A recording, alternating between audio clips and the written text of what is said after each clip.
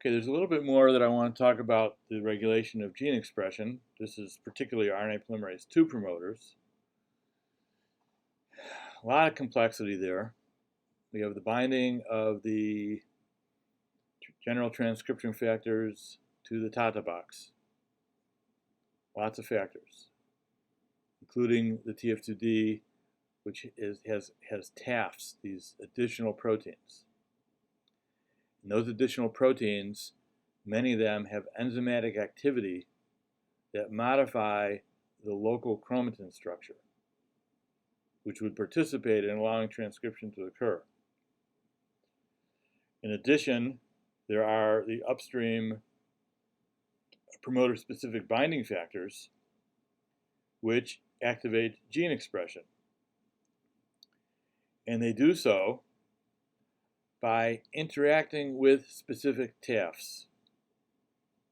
Each promoter-specific transcription factor will bind to one or more specific TAFs and then activate its activity through conformational changes.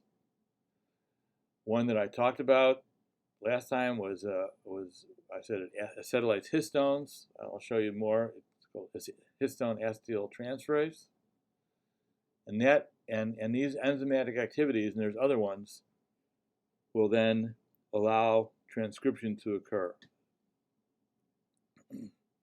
So I want to talk more about the TAFs and their role in chromatin modification. Because the way it is that when there's a 30 nanometer fiber and it's bound up, it's actually transcriptionally repressed. All the factors that we've been talking about can't really bind there. Some of it may be exposed, but not all. That whole region is not exposed. So we saw this one last time. This is from the book. I would draw it differently, but it gives you the idea. That's why I don't like the figures in the book. I actually like the figures I draw because they illustrate what I want to say in not an ambiguous way. So, for example, in this figure, if you look on the left-hand side, it shows histone acetyltransferase coming in. Well, where's that coming from? That's the problem with these texts, figures. Where it's coming from is it's bound to a TAF, which is bound to TF2D, which is bound to the TATA box. Okay, they're showing here the TATA box kind of buried. Each gene will be a little bit different. But the bottom line here is that the nucleosomes repress transcription, and then factors like the promoter-specific transcription factors or the TAFs bring in other proteins.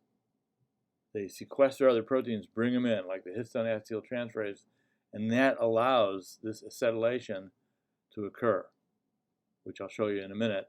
Or it brings in what's called a chromatin remodeling complex, which is a cluster of proteins which modifies the chromatin and allows it to kind of come apart more. And that provides the conditions for transcriptional initiations, the activation of transcription. So this is what I showed you before in the previous lecture, and this is simpler, but it's a little bit more descriptive. So the MIC brings in TAF250. TAF250 has an enzymatic activity, and that enzymatic activity is a histone, acetylates histones. And there's other enzymes that are associated with some of these. Okay, so let's focus for now on the acetylation of histones. What's happening there, and why am I even talking about it? So, histones can be chemically modified to allow recognition by other factors. That is, they become loosened up, kind of almost decondensed, like when you had just the beads on the string. There you have the DNA exposed. Histones don't come off, they just get moved around. So an example is a histone activation by acetylation of lysines. And there's a number of proteins that can do this. These are all transcription factors. PCAF, CBP, also known as P300, is a coactivator. It's brought in by other factors. Or you have TAF 250, or you have TAF 1, which are part of the TF2D complex, and they're acetylate histones. So the enzyme is called histone acetyltransferase. That's shown on the right. It's often abbreviated as HAT, like a HAT stands for histone acetyltransferase. So what happens? They acetylate lysines. So remember when we talked about the histones, we said that there was lots of arginines and lysines, and the lysines and arginines are positively charged. When they're positively charged, they bind tightly to DNA. It's not DNA-specific binding. It's not binding to any specific nucleotide sequence, binding to just the DNA in general, because the DNA is highly negatively charged, so you get this charge interaction. So the lysines participate in allowing the histones to bind well to the DNA. So if you look up there, I have just the R group of lysines. So the CH2, CH2, CH2, CH2, NH3 plus. So that's the positive charge. Binds to the histones, makes it all tight. The histone acetyltransferase acetylates the DNA. Sorry, acetylates the lysine. The acetyl group is shown below the arrow. On the very right-hand side, the C double bond O, CH, is an acetyl group. It comes from acetyl coenzyme A. So now, once you acetylate the lysines, what happens is the charge completely changes. So it goes from a positively charged R group to basically a negatively charged R group. You lose the positive charge on the NH3, and now you've added a C double bond O, which we know is polar, and so it's going to repel the other oxygen. So it's basically negatively charged, at least partially negatively charged. So what happens is it forces the histones off of the DNA and loosens the DNA. So it allows the entry, participates in allowing the entry of some of these other factors that we've been talking about. So if you look at genes that are active, the histone H3 and histone H4 are highly acetylated. They're not, the proteins are not tightly bound, they're relaxed. So acetylation activates gene expression. Now you can also deacetylate, and some of the TAFs or some of the coactivators are deacetylases. And they're referred to as HDACs, histone deacetylases. And so the deacetylation represses transcription. It binds it back up. So it can go both ways. You can have inactive deacetylated chromatin, which can be converted to active acetylated chromatin by the HAT, and then it can be reverted back to inactive by deacetylation by these HDACs. An example is RPD3. It's just one. So this is the role of acetylation, and this can be done by some of the TAFs. So you can start to see how the binding of these TAFs and the interaction with the transcription factors then allows this activity to occur and can surely activate gene expression. Now, hate to do this, but it gets much, much more complicated. Much more complicated. Sorry. And it's getting into an area that we are seriously just now beginning to understand the significance of. And that is, histones can be modified in many ways. Many different ways, not just acetylation. So there's many activities that can be brought in by TAFs. And let's look at the middle one, the middle part of this chart. So modifications to multiple modifications to histones. Okay, what are they? There's acetylation. We've seen that before, just before. There's the addition of the C double bond O CH3, and that generally activates transcription. Histones can be methylated. That's the addition of a CH3 group, also by a TAF or a cofactor. And that can, depending on the context, it can either positively or negatively regulate transcription. Then you have phosphorylation, another modification that can take place through, again, a TAF or some other kind of cofactor, which would be binding. That's the addition of a phosphate to the histones, and of course that adds that negative charge, so it positively regulates transcription, turns it on, participates in turning it on. And then you have what's called ubiquitination. Ubiquitination is the addition of a small protein called ubiquitin. It's like it adds this protein to the histones. It's added onto lysines.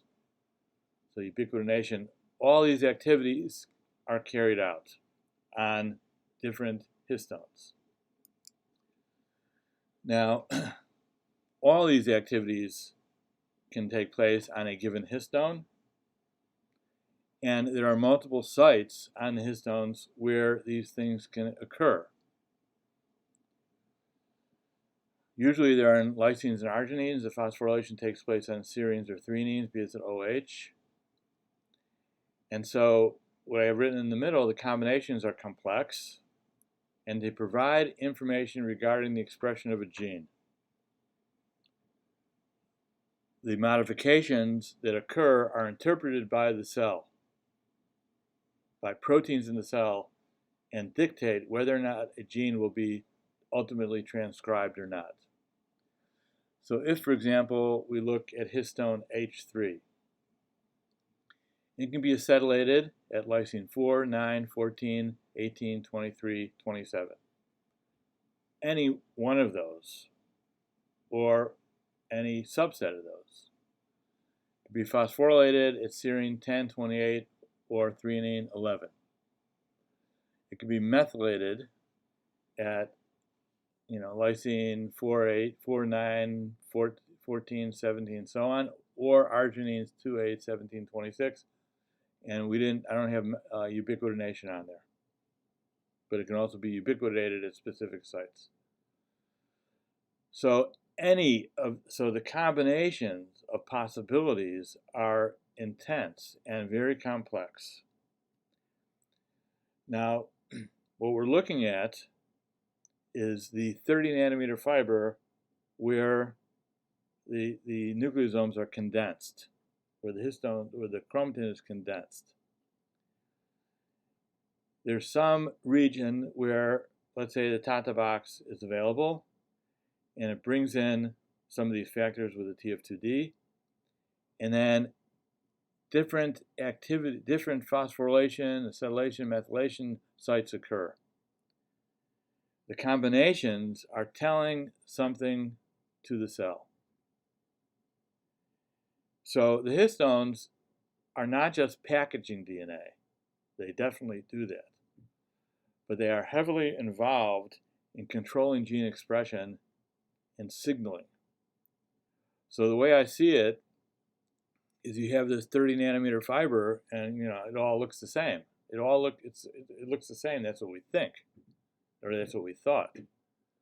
All looks the same. 30 nanometer fiber goes up and down hundreds of millions of base pairs, but that's not the case.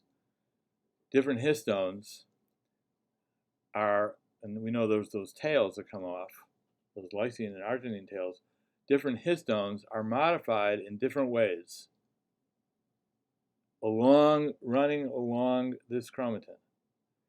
And this is somehow signaling to the cell some information.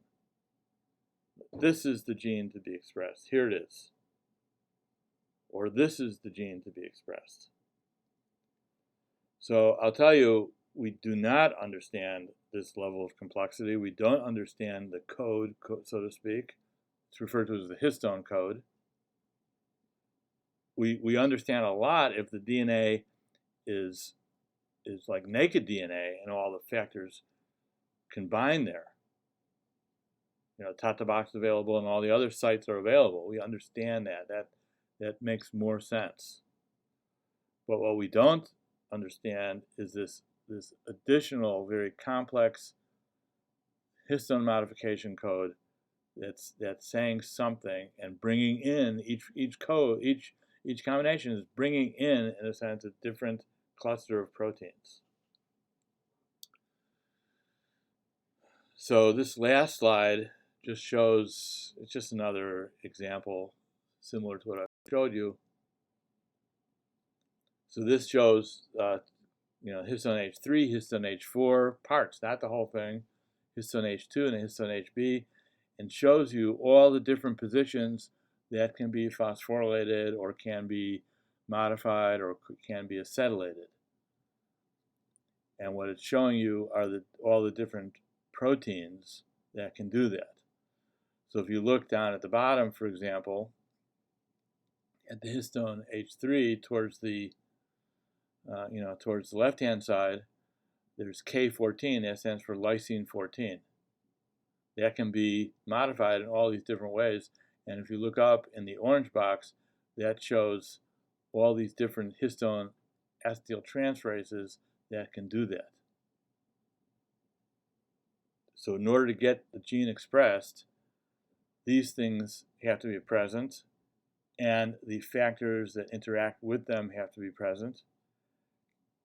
Somehow it modifies the histones so that they can be specifically recognized at a particular site, a particular gene, and then open that up to some extent, and then allow these other factors that we've been talking about to bind. Okay, so that is pretty much everything I wanted to talk about in terms of the transcription initiation. Once it initiates, then the polymerase goes down the transcript, makes the RNA by polymerization. And the next thing I want to talk about is at the other end of the gene, and that is that how does it know where to stop? The polymerase that's going down the line and transcribing RNA, once it's released by all this complex process, once it's released, is not just the polymerase, but it's carrying a number of the initiation factors with it. Some of them now are referred to as elongation factors, which help unwind, like the helicase, for example, TF2H. Helicase unwinds the DNA. Other factors that participate in stability. And then we get factors that are activated as we get towards the end and recognize sequences that would allow terminations. It doesn't go on forever. Okay, so we will continue that on the next presentation.